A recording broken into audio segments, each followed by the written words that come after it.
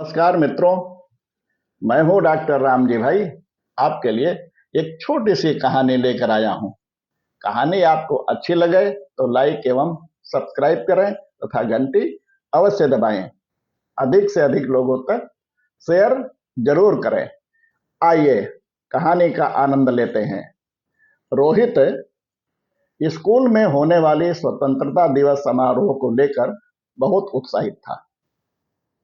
15 दिन पूर्व से परेड में हिस्सा ले रहा था। दूसरे दिन फाइनल परेड था। वो एकदम सुबह सुबह जागा तो देखा घर में सब लोग चुप थे। वो भागकर दादी के कमरे में गया, लेकिन वहां दादी दिखाई नहीं पड़ी।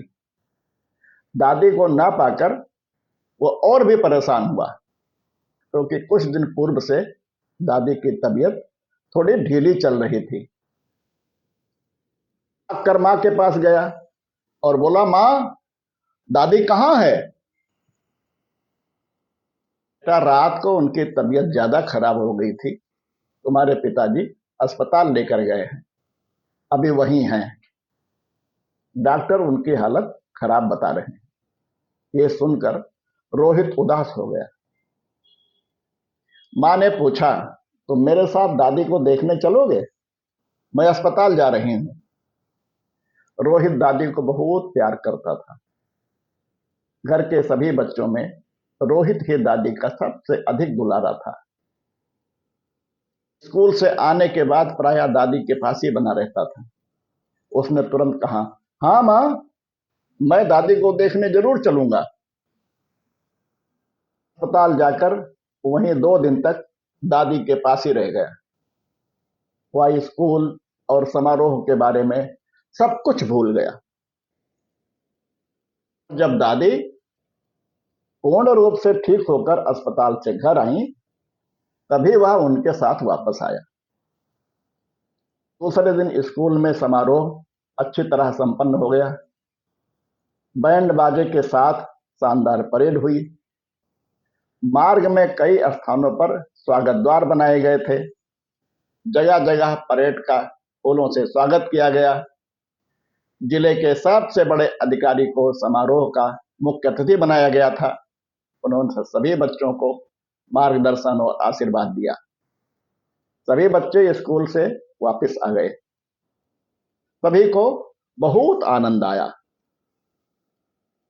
सभी ने परेड की बहुत तारीफ की, लेकिन प्राचार्य महोदय समारोह में बच्चों की उपस्थिति को लेकर बहुत खुश नहीं दिख रहे थे।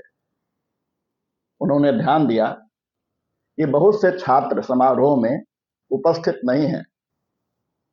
उन्होंने दूसरे दिन स्कूल पहुंचते ही सभी अध्यापकों को ऑफिस में बुलाने की सूचना निकाली और सभी के आने पर कहा, मुझे उन सभी विद्यार्थियों के नामों की सूची अभी चाहिए जो समारोह में अनुपस्थित थे। आधे घंटे के अंदर सभी कक्षाओं के उन विद्यार्थियों की सूची उनकी मेज पर आ गई। कक्षा 6 की सूची बहुत लंबी थी, अतः वह पहले उसी तरफ मुड़े।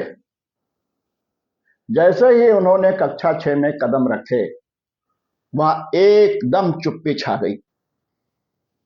उन्होंने कठोरता पूर्वक कहा, मैंने परसों क्या कहा था?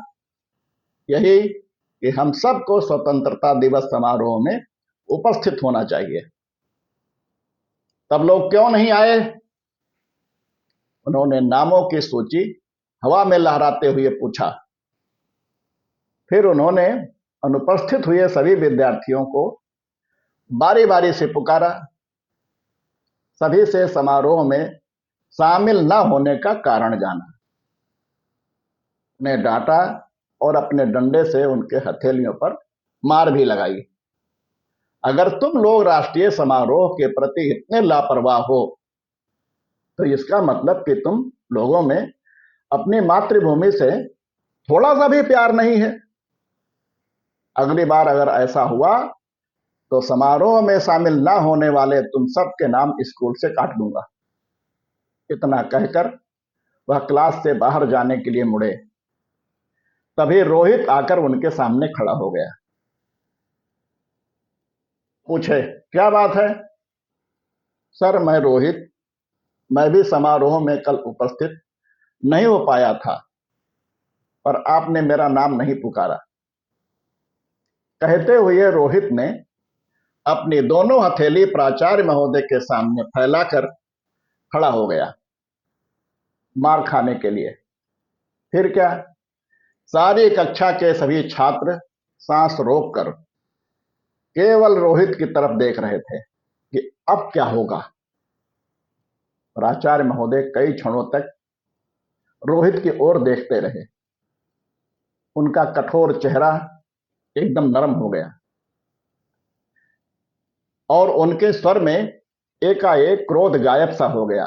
फिर बोले, तुम सजा के हकदार नहीं हो, क्योंकि तुम में सच्चाई कह पाने की हिम्मत है। इसलिए मैं तुमसे समारोह में ना शामिल होने का कारण भी नहीं पूछूंगा, लेकिन तुम्हें यह वचन देना होगा कि अगली बार तुम राष्ट्रीय समारोह को नहीं भूलोगे, अवश्य शामिल होगे। अब तुम अपनी सीट पर जाकर बैठ जाओ। रोहित ने जो कुछ किया, इसकी उसे बहुत खुशी थी। ऐसे ही रोचक कहानी अगली बार फिर किसी नई कहानी के साथ भेंट होगी। तब तक के लिए सभी को नमस्कार।